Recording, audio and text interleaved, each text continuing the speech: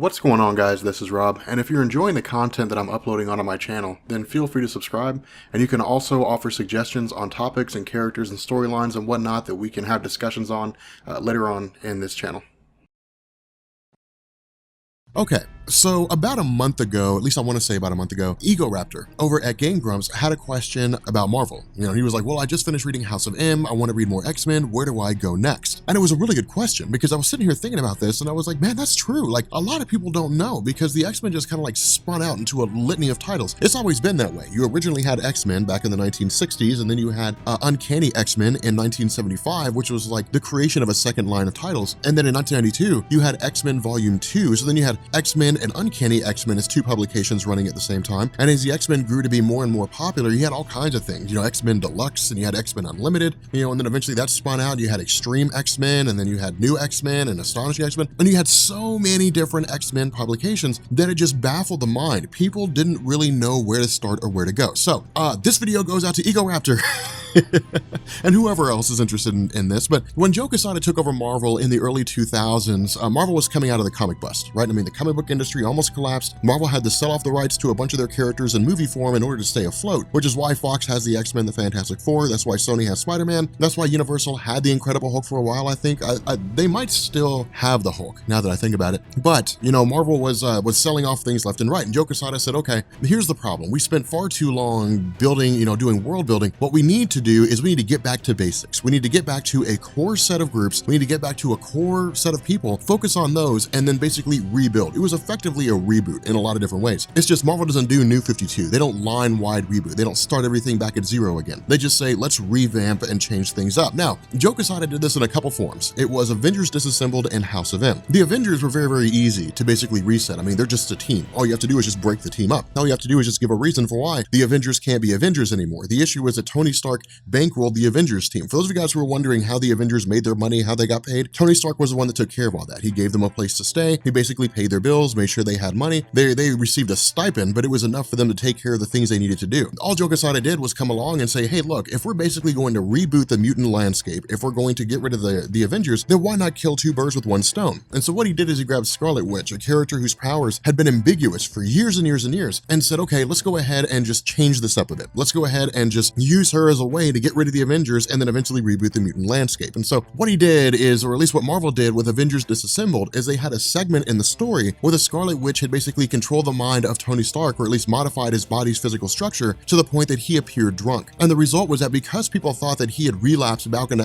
into alcoholism as bad as he was during the events of Demon in a Bottle, the stocks of Stark Industries just plummeted. Now, they didn't fall so bad that Tony Stark couldn't take care of himself, but they fell bad enough that Tony Stark could not fund the Avengers anymore. And so the Avengers basically had to break up. Now, of course, the whole basis behind this was because the Scarlet Witch was convinced that the Avengers had taken her kids. She was convinced that her kids were real. The Avengers had taken them, and she basically waged a war against them. But at the end of Avengers Disassembled, after this great big huge conflict and the death of Hawkeye and so on and so forth, Marvel went into the House of M. And that's what this does. This basically picks up with the idea that at the end of Avengers Disassembled, Magneto had taken his daughter, Wanda Maximoff, and said, I'm sorry I'd abandoned you for so long. I'm sorry I had ignored you for so long. Clearly, you have a serious illness that we need to sort out, an illness of the mind. Come with me to Genosha, and we will go sort that out. Of course, Genosha being a mutant refuge that was wiped out during Grant Morrison's new X-Men by Cassandra Nova. You'll find that video down in the description, by the way, where Cassandra Nova sent Sentinels and wiped out 16 million mutants. But this initially picks up with Wanda Maximoff giving birth to children. Now, this is really kind of cool because keep in mind, for years and years, it was Wanda Maximoff and it was Vision. They were not really like a power couple, but they were an interesting couple within the realm of Marvel Comics, essentially an android in a relationship with a biological woman. Of course, the question being, how in the world are they going to reproduce? But somehow they managed to find a way. But remember, this is basically Wanda's perfect dream. This is her,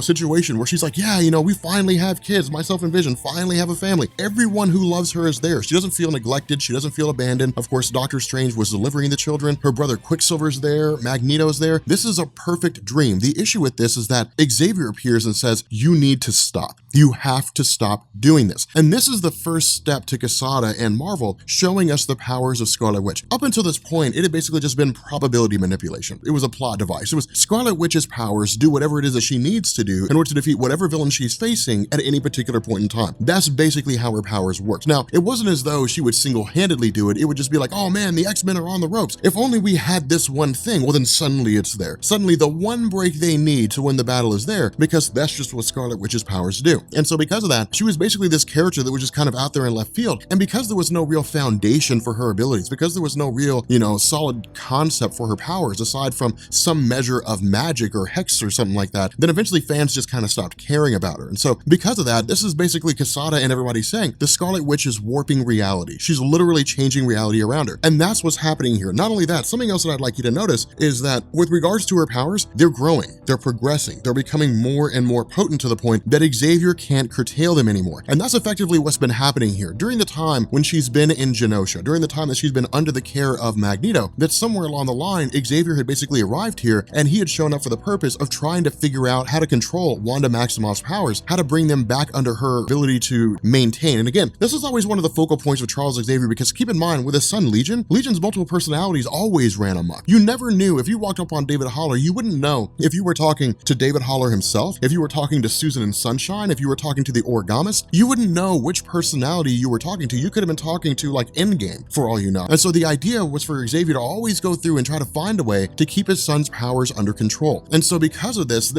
history with dealing with Legion is basically brought over to Wanda Maximoff. The issue is that as far as Xavier's concerned, this can't be controlled. Her powers can't be contained. They're growing too extreme. They're growing too potent to the point that she'll become a threat to the entire multiverse. And that's actually something that we'll focus on once we get to the end of House of M, is how far reaching the powers of Wanda Maximoff really go. Because at the end of this story, she basically becomes a multiversal threat. Like it's stupid how powerful she is at the end of this story. But in response to the increasing powers of Wanda Maximoff, the fact that they can't be kept in check, Xavier basically calls a meeting of the Avengers and the X-Men. Now, the reason why this is done is because in the end, these are the two top teams in Marvel Comics. It just makes good sense, right? I mean, sure, he could call together a group of the X-Men, but there are individuals who have a lot of experience with Wanda Maximoff because she was part of the Avengers. At the same time, the X-Men have faced off against her. And so it's just one of these things where it's kind of grabbing everybody that's had any kind of a role in Wanda's life. And the reason why is because Xavier is quite seriously pondering the idea of killing Wanda Maximoff. It's him basically saying her powers are growing too extreme to control. Somebody is going to do something, and for all we know, she could just destroy the universe itself. And so he says her powers are too extreme. We basically have to find a way to bring it down. Now, the cool thing about this is the way that Bendis wrote this story. Bendis is really, really good when it comes to like interpersonal relationships among comic book characters. He's extremely good when it comes to writing characters and how they relate to others. It's one of the things that I love the most about his stories. That's why Dr. Doom being Iron Man right now, and Infamous Iron Man, is so cool, because it's a huge change from the status quo that we're used to when it comes to Tony Stark. But the idea here is that Quicksilver essentially has to, is confronted by Magneto. Of course, Quicksilver's spending all his time, with his son. But the issue here is that Quicksilver's like, you got to do something. They're going to kill your daughter and you have to do something. Now, the funny thing about this is that when it comes to Magneto, he's always been a bit disconnected from everyone, from mutants, from humans, so on and so forth. Sure, he's looked to protect mutants, but in this scenario, he's basically walking a knife's edge. On one hand, his daughter's powers have grown to the extreme and they can't be controlled. On the other hand, it's his daughter. And it's one of these situations where it's like, a father of any real measure would stand against the world and would watch the world burn if it meant that he could keep their child, keep his child alive. That's the kind of sentiment that Magneto's feeling right now. But the issue is he's kind of torn, because it's like the world could literally burn because of Scarlet Witch and her extreme powers. And this is the question that he has to Quicksilver. What would you have me do? Would you have me just kill everyone? Would you have me just stand guard here like a sentinel in Genosha, and anybody who comes knocking on the door of our home wanting to take out Wanda Maximoff gets killed? What would you have me do? And so it creates this really weird situation, because in the end, there's arguments on both sides. For example, Cyclops is like, as Charles Xavier, you've stood for the preservation of life, even preserving the lives of people who would see you dead. You stand for the preservation of life. This is no different, but it is. And that's the huge thing here. This isn't Legion, all right? It's not like he's just gonna read the minds of people. I mean, sure, Legion launched Legion Quest. He went into the past. He intended to kill Magneto. Xavier jumped in the way, but it was him doing what he thought was the right thing to do. He was still in full control of his faculties. The Scarlet Witch is not. It would be like if Robert Reynolds turned into the Void, lost his mind, and decided to eliminate all things in existence. If the Sentry basically became the bad guy. That's basically what's happening here, and that's the case that Charles Xavier's making. This is not her in full control of her faculties. She's insane. she's lost her mind. And so in the end, what they agree on is they say, look, if we're really pondering the idea of killing Wanda Maximoff, if we're really pondering the idea of killing someone who's been a friend, an enemy, an ally, one of the most powerful beings we've ever met, then the very least we should do is ask her how she feels. I mean, at least ask her what she thinks. Now, I don't know, I'd love to see how that conversation goes down. Hey, Wanda, we're thinking about killing you, but we just want to know how you feel about that. I'd love to know how that conversation would go down. The problem is that once they all race over to the location of where Wanda Maximoff is supposed to be, she's gone. Not only that, Charles Xavier is the first one to disappear. Now, we'll find out why Charles Xavier is the first one to disappear, but Charles Xavier is the first one to vanish. After that, people just start disappearing left and right. They're just gone. No one knows where they go to. They just vanish from one location to the next. Finally, Spider-Man's the last guy left. Things just sort of distort, and then we wake up with Peter Parker when he's in his apartment, with a baby crying, and he's married to Gwen Stacy. Now, this is where we basically learn what it is that the Scarlet Witch is doing. The Scarlet Witch effectively created a perfect world. That's kind of, what she did. Not really perfect, but perfect in, 90% of the time. I mean, there were some people for like Ben Grimm, the world just absolutely sucked. But for the most part, it was perfect in almost every way, in the sense that everybody basically got their heart's desire. For example, we initially pick up with Steve Rogers, and that's kind of the crazy thing, is because for him, he basically didn't have to outlive his friends. He was able to fight and, continue fighting in World War II. He survived the experience, and he lived a life alongside his friends. Now, there is a tie-in for Captain America, and it focuses on all that, basically how married to Peggy Carter for a while, they eventually got divorced, but it was the idea that for a time, he got everything that he wanted. His life progressed the way that he wanted it to initially, but that was the whole crux here, is Steve Rogers was literally always living in the past, and so what he got was the life he wanted in the past. The problem is, with the modern day, he was never thinking about the present. He was never thinking about the long term. All he wanted to do was go back where his life left off, pick up from there, and continue on. That's what he got, but then everything began to go south. From here, we actually end up joining with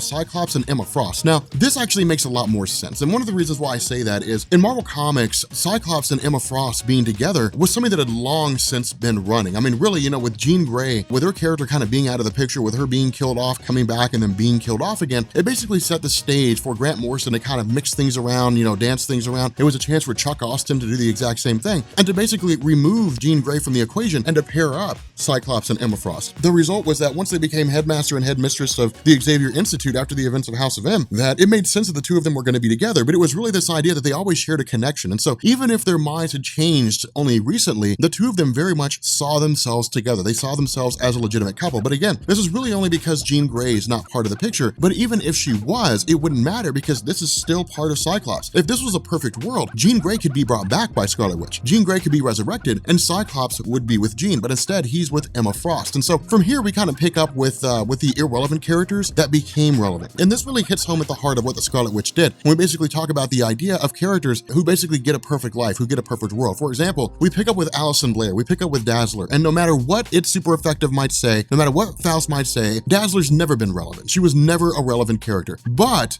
neither was Simon Williams, and neither was Carol Danvers. Now, people will look at me and they'll say Carol Danvers was never really a relevant character. No, she was cool when she was on the Avengers, but she was never able to hold a solo title for any measure of time outside of her initial appearance. And the reason why was because back then, she was a sex object. She was one of the earliest characters that was used in order to bring in young boys into comic books. But once more and more characters started popping up like that, Rogue and so on and so forth, when Mystique was kind of transformed, her physical design was transformed to make her very interesting to young boys.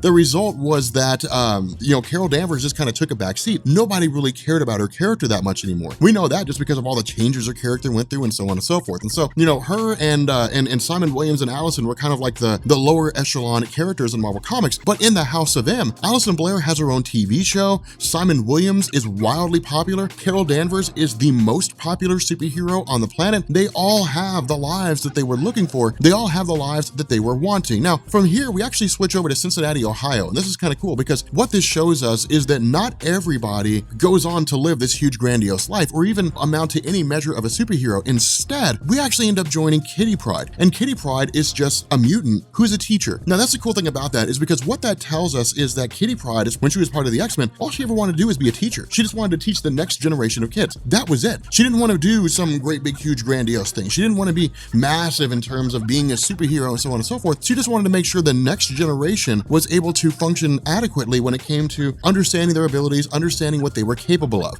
Now, from here, we actually end up joining with Doctor Strange. And this is actually kind of a cool moment here. And the reason why I say that is because Doctor Strange is actually speaking to his client, Robert Reynolds. Now, the funny thing about this is this basically shows us how how the Void compares to Scarlet Witch. One of the questions that I get a lot is when it comes to the ability of beings to warp reality, how do they compare to one another? Is one stronger than the other? When it comes to that level of power, it's really not a measure of which one's stronger than the other, just because of the fact that if they were to actually fight and use the full potential of their powers, it would just lay waste to the universe. I mean, it would just result in the end of all things. I mean, that would really be what would happen. We saw that during Jonathan Hickman's Avengers and New Avengers, when the Beyonders, these, beings that were just stupid powerful from beyond the multiverse, invaded the multiverse, started killing off all the cosmic entities, and then fought the Living Tribunal. It just resulted in the death of everything. I mean, all these different cosmic entities just started getting obliterated because they couldn't stand against that kind of power. With regards to the Void is the evil aspect of the Century Robert Reynolds. Robert Reynolds, again, is one of Marvel's versions of Superman alongside Hyperion, Gladiator, a few others here and there, but the other half is he basically deals with multiple personality disorder. The Void represents every dark ambition, every ounce of hatred, every bit of distrust that Robert Reynolds has in his body. The problem is that the Void, being so filled with anger and power, is insanely powerful. There's the What If story for Siege, I think it is, where the Void kills the Marvel universe. It wipes out everything in existence. Of course, you'll find that video down in the description as well. But what this also tells us is that within the House of M, the Void still exists. And so this gives us two ideas here. The first is that the Void is an intrinsic part of Robert Reynolds. As long as Robert Reynolds exists, the Void will be there. The second is that the Void is too powerful to contain. The Void is too powerful of a being for the Scarlet Witch to just eliminate. Because if this was the dream life that everybody had, Robert Reynolds wouldn't have the Void.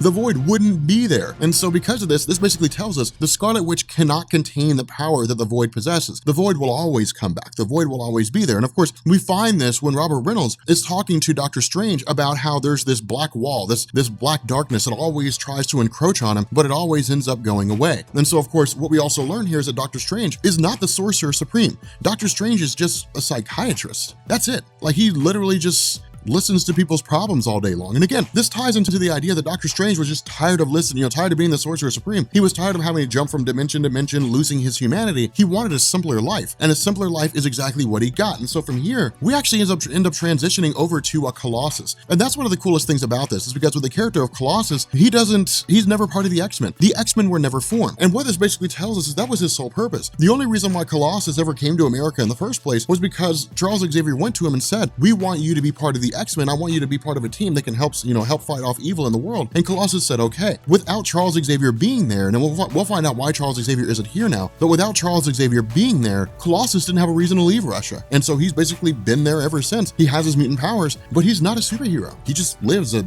solitary life in Russia by himself. And so it creates a really interesting situation. But at this point, we basically pick up with Wolverine himself. And I know a lot of you guys were kind of like, when do we get to Wolverine? We pick up with Wolverine himself. And the issue here is that Wolverine basically just remembers everything. He remembers everything before the events of House of M. Now, Bendis does not tell us why, at least not initially. He does not tell us why it is that Wolverine remembers everything before the House of M. He just does. Now, Bendis will do this. Bendis will do this in stories that he writes. He'll basically introduce plot devices. He'll introduce some character that will just serve no other purpose than to give him a way out, than to give Bendis a way to end the story. It doesn't mean it's bad. Everybody does that. It doesn't mean it's bad. It's just sometimes the way he does it is bad. For example, Ulysses in Civil War II.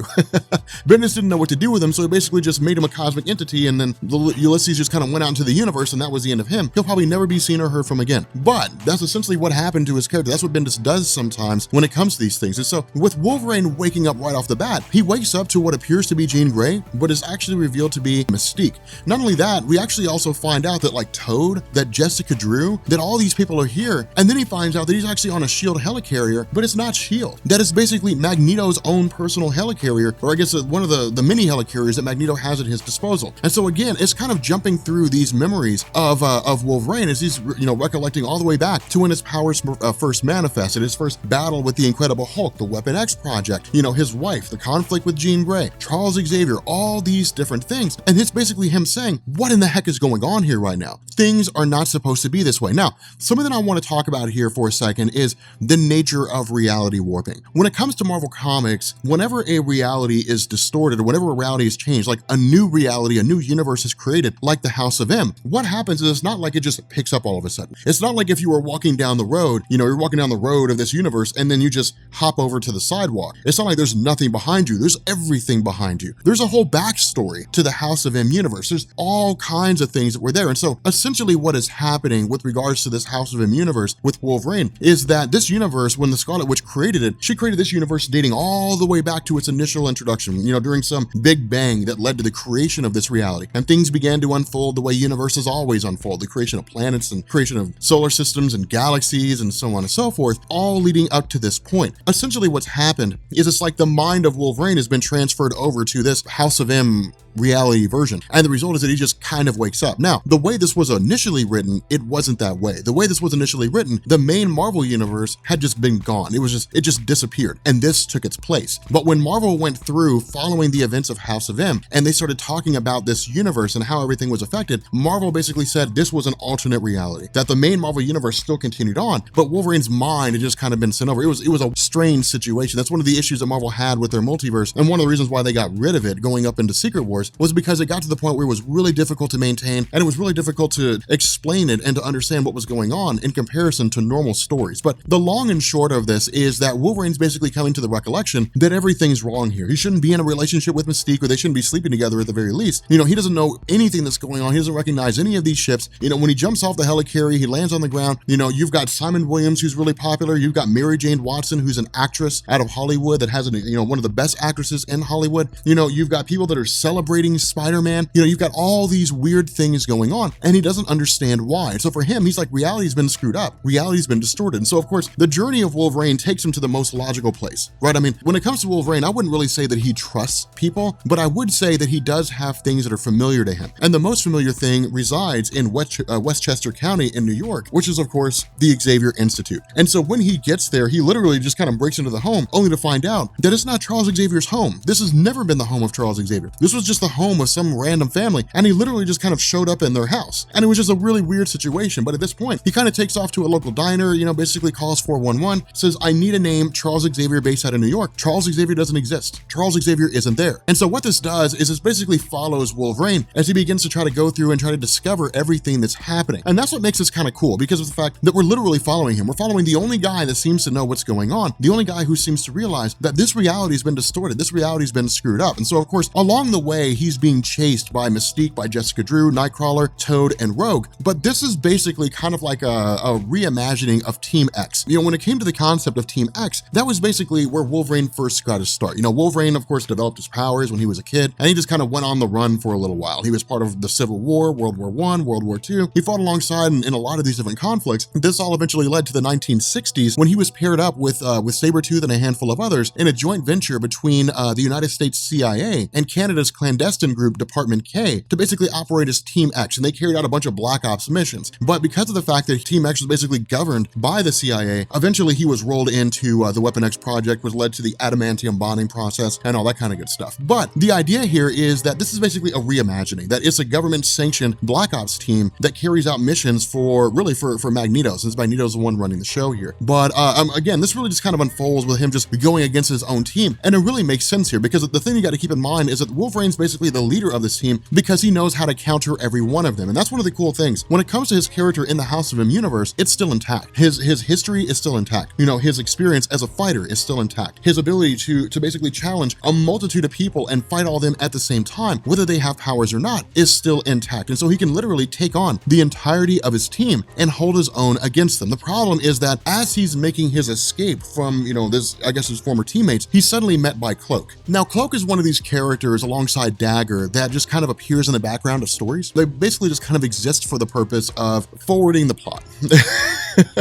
And I hate to say that because I'm really excited about the Cloak and Dagger TV show, but that's all they ever really were. They were just kind of plot devices. They just serve the purpose of helping the story move forward. They were always background characters. They were always small time. They had some important roles here and there. For example, Cloak had a really important role during Civil War when he teleported the entire conflict from the Negative Zone all the way to New York. But aside from that, he was always just a small time guy. But Cloak basically has the ability to imbue people in his cloak and then just teleport them to any location. And so because of of this, Wolverine's teleported to Luke Cage. Now, Luke Cage runs this kind of criminal underground to a degree. And it's interesting because, again, this basically shows us that Luke Cage himself, while he was a hero for hire, he rather would have been a guy on the ground level. He rather would have been a guy that was, I guess not really fighting crime so much as maintaining control of the streets. And so this seems to be more of like a power play for his character in the sense that when it came to Luke Cage, being a good guy was cool, but he rather would have been a guy that was running more of a show that had more of an influence on what happens on the street level. And that actually makes sense because that was the same thing with with Old Man Logan. In Old Man Logan, we saw where the villains took over the world.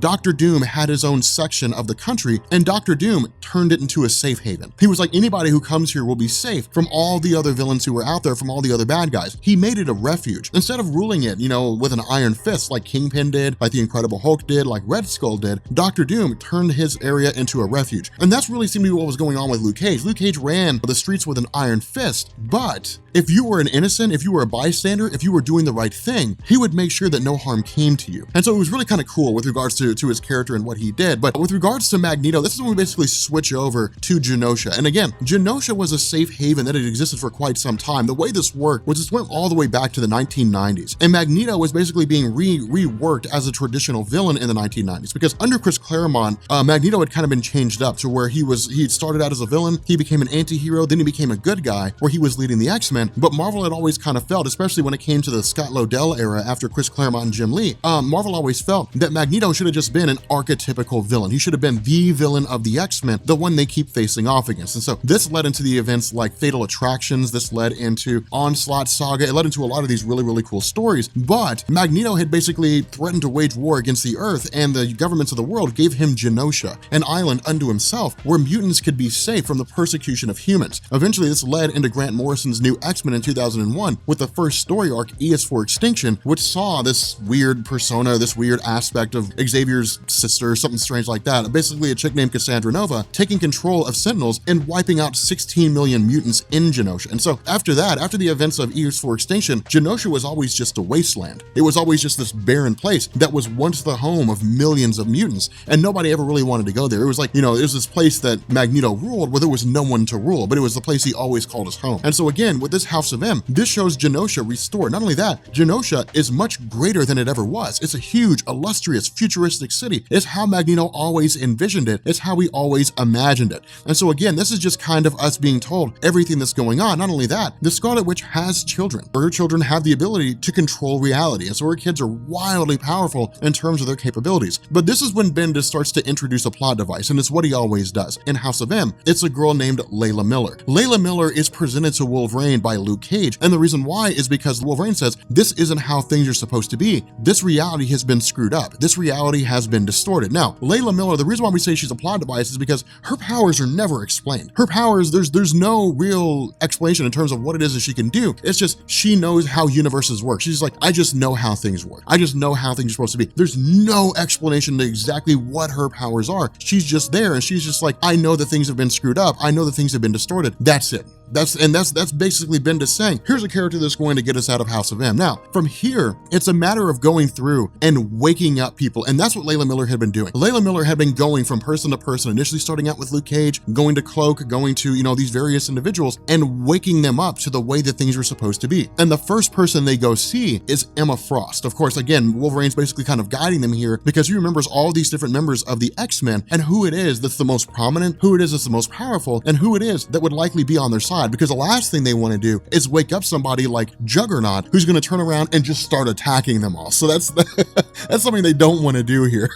It'd be funny, but it's something that they don't want to do. So waking up Emma Frost, this is when we basically find out that when Scarlet Witch had warped reality, that she had done it using the mind of Charles Xavier. That's why he's not here. Of course, Charles Xavier is also basically dead. Of course, we find that out, and we'll find that out in the next video, but it's something that I think is well known with the story being 12 years old or something like that. But the idea is that she had basically seized the mind of Charles Xavier. She had used his mind to read the minds of everybody in the world world. And what she did is she altered the House of M, or she altered the universe to give everyone in the world their heart's desires. Now, it wasn't surface thoughts. It wasn't like they were walking down the street and they were just thinking at the time she happened to read their minds, man, I really wish I was the most popular superhero. It wasn't like that. It was her basically reading the core of who they are, the most fundamental part of who they are and what they're about, what it is that they want the most in their heart and soul, and gave them that. And so even if they didn't know what they really wanted, the Scarlet Witch did, and she used the mind of Xavier, and then she altered reality in order to achieve that. And so this is when Emma Frost basically lashes out. This is her saying, this entire place, the reason why Magneto is running the show here is because Magneto always wanted to run the show, that he always wanted to be the one in charge. He always wanted mutants to be at the top and humanity to be subservient to mutants. In return, Magneto's, I guess monarchy is called the House of Magnus. That's why it's called the House of M. It's the House of Magnus. It's the House of Magneto. He's the most powerful being in the world. He's the one that runs the show. And so in response to this, Emma Frost basically says, we have to go find Magneto and we're gonna kill him. Because if all this happened, then it had to have been because of Magneto. It had to have been because he basically got his daughter to do it. He told Scarlet Witch, alter reality, change things to this perfect world, and then everybody will be happy. Everything will be okay. With that being said, guys, we're gonna bring this video to an end. If you are new here to Comics Explained, make sure you hit the sub button to become part of the Rob Corps. If you guys enjoyed this video, make sure you drop a like, and yeah, I will catch you all later. Peace.